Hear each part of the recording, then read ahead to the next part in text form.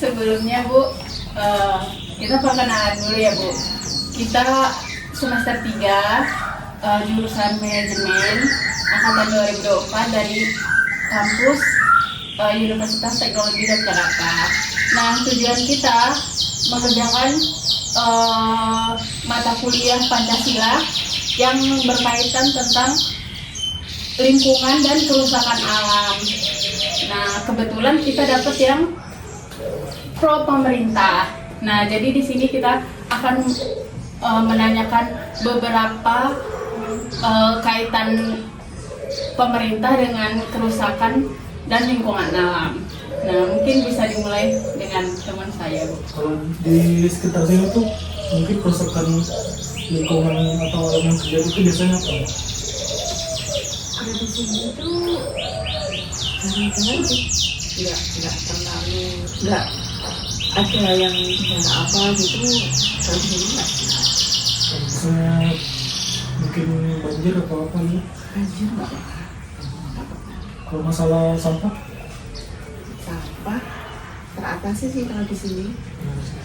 Kebetulan ada di dusun ini ada satgas sampah, jadi dikelola.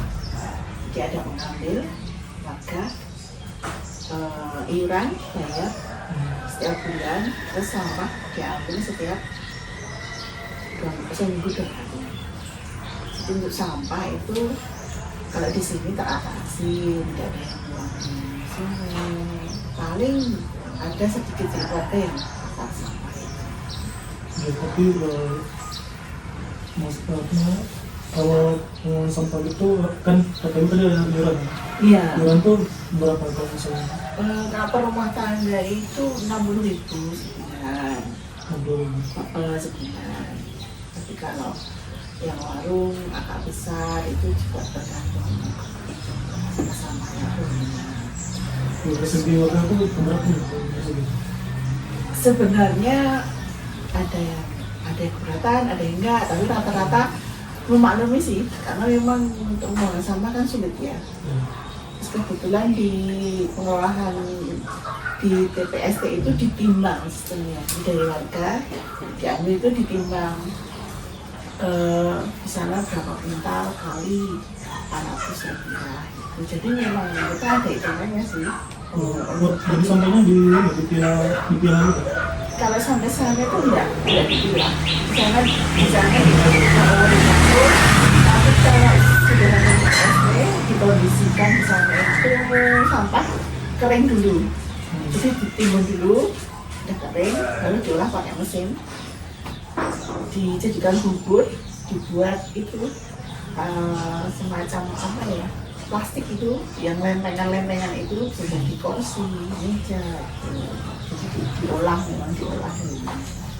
Jadi Tapi meskipun sudah terkelola tapi masih ada kerja bakti. kerja bakti masih ada,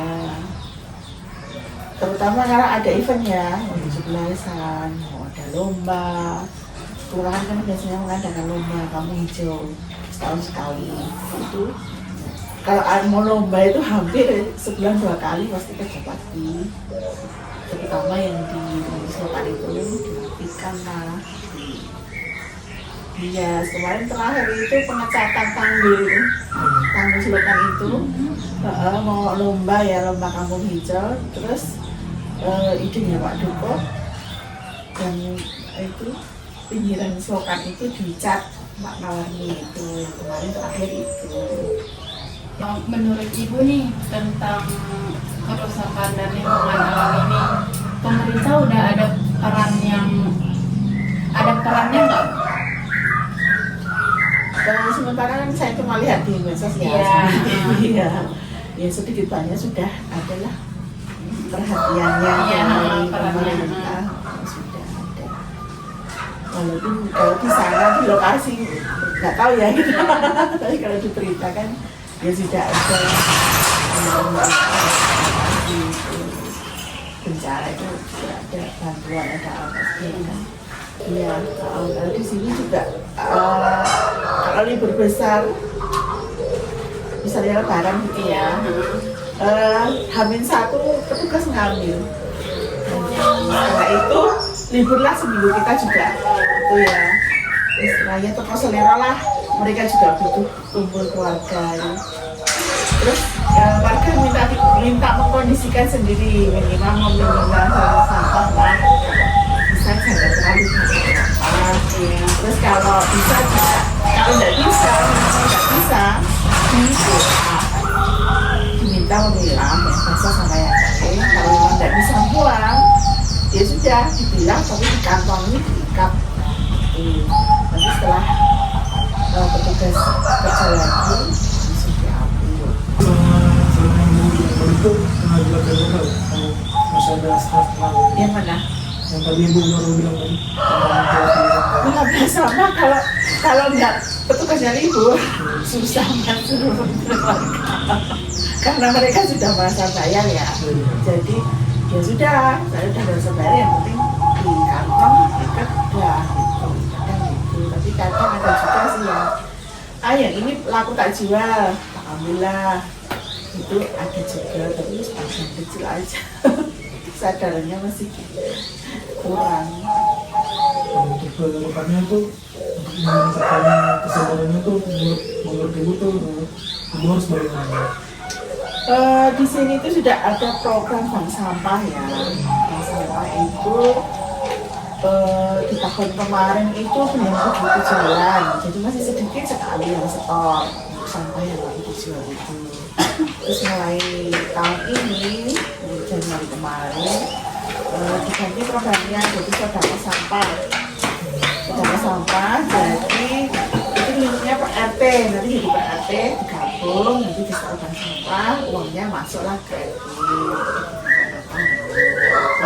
Ini sudah lumayan jalan, walaupun belum maksimal ya, setornya masih sedikit-sedikit. Jadi itu ya cara kita supaya sampahnya itu mereka mau memilah gitu loh. Itu bukan dijual tapi mereka ke sedekah gitu loh, jadinya mengenai gitu. Tapi kan yang ibu bilang kan warga ini iuran ya bu. Ada nggak sih bu beberapa warga yang untuk nggak mau bayar atau mereka bisa kelola sampahnya sendiri? Ada. Oh ada. Jadi mereka ya itu tadi harus bagian kecil lah, dan pengolahan, mereka sering bakar. Gitu. Terus ada juga yang seneng buat pupuk, jadi sampah bahasanya sampah itu buat pupuk, yang sampah misalnya bekas nasi, bekas apa buat makan ayam, itu juga ada yang gitu. Tapi sebagian kecil sih, rata-rata warga ikut langganan sampah. Jadi kebanyakan itu ikut iuran. Berarti yang nggak bayar itu biasanya sampahnya dibakarin gitu ya? Ya, setahu saya gitu. Ya itu kan juga bisa menjadi polusi ya bu. Iya, sebenarnya nggak boleh juga sih, kadang itu ya kemana-mana tuh asapnya. Kalau pencemaran lingkungan nggak ada gitu sih. Pencemaran lingkungan kayaknya enggak. Cuman itu ada rumah yang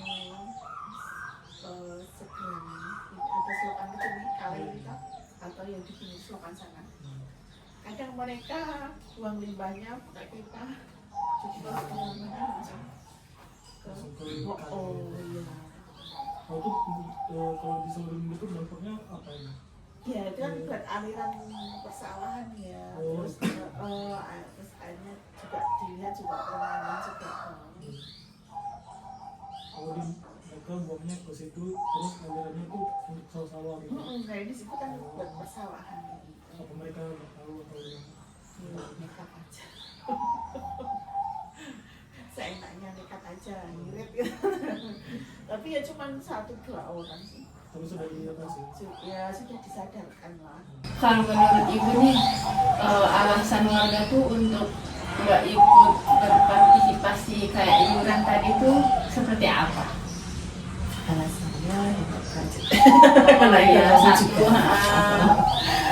Ya kadang cuma itu sih alasan sampah pun kira oke, masuk aku bayar semua. Dan iya, gitu. iya.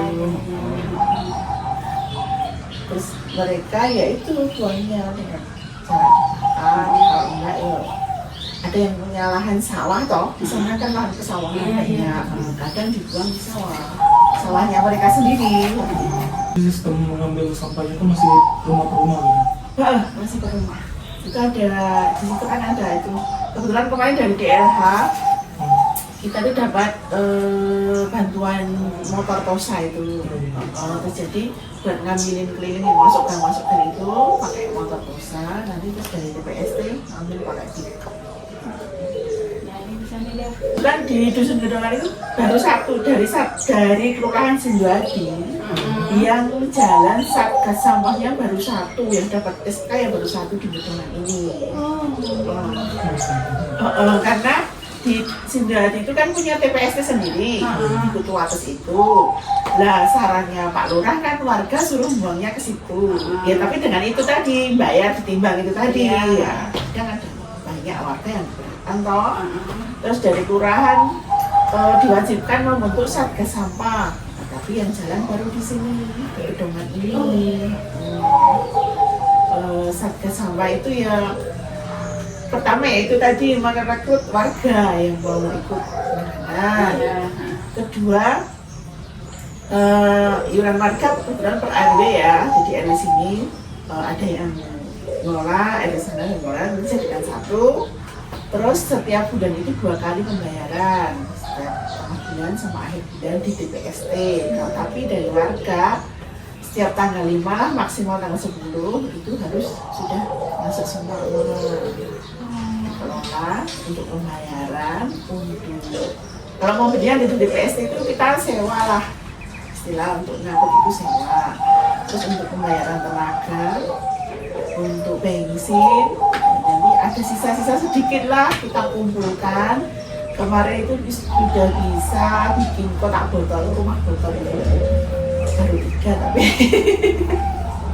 belum bisa banyak karena uangnya belum ini. Jadi sebenarnya uang itu kembali ke warga lagi, karena nggak langsung. Kan memang sedikit-sedikit toh kita juga ngelolanya, bayar macam-macam. Juga harus punya kas juga. Kalau kebetulan TPST di sana mesin nggak jalan kan nggak menerima, jadi kita harus cari solusi pengelolaan kemana, otomatis bayarnya kan lebih tinggi, uangnya dikelola seperti itu. Lah yang jalan tuh di Sinduadi baru di dusun Bekangan ini, yang mau yang satgas sampahnya jalan itu ya baru di sini. Pas kemarin itu kebetulan ada dari DLH, ada DPRD, anggota DPR di provinsi ini yang bikin rumah bisa terus kan sama Pak Duko komunikasi macam-macam. Terus kalau bisa kalau mau dari DLH ada program ini, terus kita diajukan, kita dapat bantuan itu motor tosa itu, transport sampah itu. Belum lama, baru bulan apa ya, sekitar Juli bantuannya motor tosa itu. Terus dari kelurahan juga istilahnya apa ya, cuma dipinjami, pinjam pakai, jadi kayak motor dinas itu loh. Itu terus kemarin satu lagi motor tosanya, jadi kita udah 2 untuk itu. Selain itu kan juga buat itu sedekah sampahnya kan kita ngelolanya di rumah Pak Duko sebulan sekali. Nah itu yang dari RT kan dari 1 sampai 7, dari Junjungan sampai Junjungan. Itu yang ngambil ya satgas sama pakai VR itu. Jadi Pak RT misalnya besok pagi kita mau mengadakan sedekah sampah sampahnya. Sore gini satgasnya muter dari RT 1 sampai 7 ngambilinnya. Cuma Bu RT itu diambilin di bawah Pak Duko. Jadi ya memang manfaat sih. Ada bantuan kendaraan jadi bisa fleksibel buat macam-macam. Ya itu kalau pengelolaan sampahnya seperti itu. Kan baru orang memberi fasilitas itu tadi kan, apa motor tosa itu ya. Untuk kedepannya dia ada perencanaan mungkin ya setiap beberapa, misalnya per 4 RT gitu, ada 1 TPS kecil gitu buat mengumpulkan injeksi di satu tempat kan. Jadi warga maksudnya bisa ke TPS yang terdekat itu kan boleh di satu tempat itu. Jadi maksudnya lebih efisien gitu. Atau mungkin dari hal mungkin ada perencanaan mungkin sampah-sampah yang bisa dijadikan pupuk itu bisa diterapin di strategi itu. Ada nggak dari DLH tuh mantan rencana seperti itu? Untuk soal sementara ini belum. Karena DLH itu kan berjenjang ya Mas, dari kelurahan, kecamatan, kabupaten. Nah itu ada kan kelompok-kelompoknya sendiri. Itu kemarin juga sudah ada sih dari kecamatan atau bagaimana ada pimpinan sendiri. Sosialisasi kalau mau misalnya mengelola sampah, siap dia menjadi narasumber gitu, tapi belum terlaksana di sini, cuma kadernya saja yang ikut. Kadang ada acara di kecamatan, di kelurahan itu kadang ya cuma kadernya aja, warga belum semuanya paham. Bakar sampah itu jarang-jarang sih, emang belakang sini, tapi namanya tetangga ya Mas, kita lihat nek langsung tegur dengan disiplin dengan itu kan kadang sambil gojekan aja toh. Waduh, lagi polusinya tekan di sini Pak Duko loh, kadang kayak gitu. Dia jawab, kan rambutnya tau Bu, kadang gitu. Iya sih. Jadi tegurnya enggak yang gitu enggak. Tapi jarang-jarang sih enggak. Makasih ya Bu, kayaknya udah cukup informasinya. Kita cuma bisa ngucapin terima kasih. Iya.